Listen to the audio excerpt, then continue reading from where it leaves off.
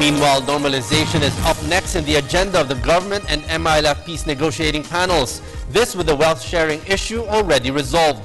More from Freddy Abando.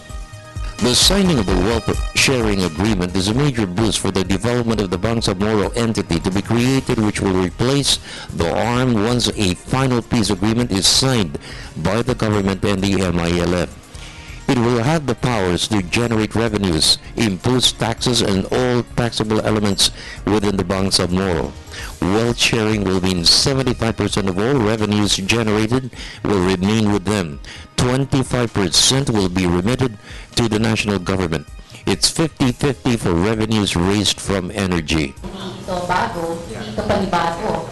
Katunayan, meron din similar provisions sa matatagpuan na sa Republic Act 9054. But certainly, the Wealth Sharing Annex improves on what RA 9054 gave to the ARM, improves it in terms of increased sources of government revenue pwedeng mapapunta sa Bangsamoro political entity. In-improve din, lalo na sa usapin ng yung sinasabing sa budgeting. Kasi dito nga meron tayong system of budgetary appropriation. After the deal on wealth sharing, the next stage of the peace talks is normalization.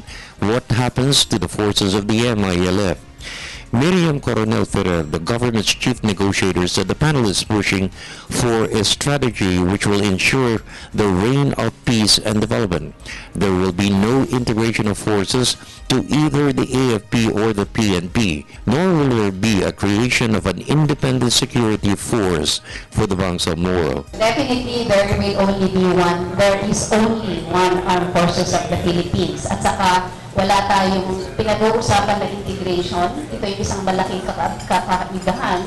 Walang hinihingi integration sa Armed Forces of the Philippines ang MILF. At mahigpit natin pinag-aaralan yung naging problema sa ating balik-baril program dati. Kasi alam natin na hindi rin niya nagtagumpay, pinagkakitaan ng kung sino-sino at nagbigay lamang daan para hindi na makabili pa ng ibang mas matataas na kalibreng baril. Television Network, this is Freddy Abando reporting.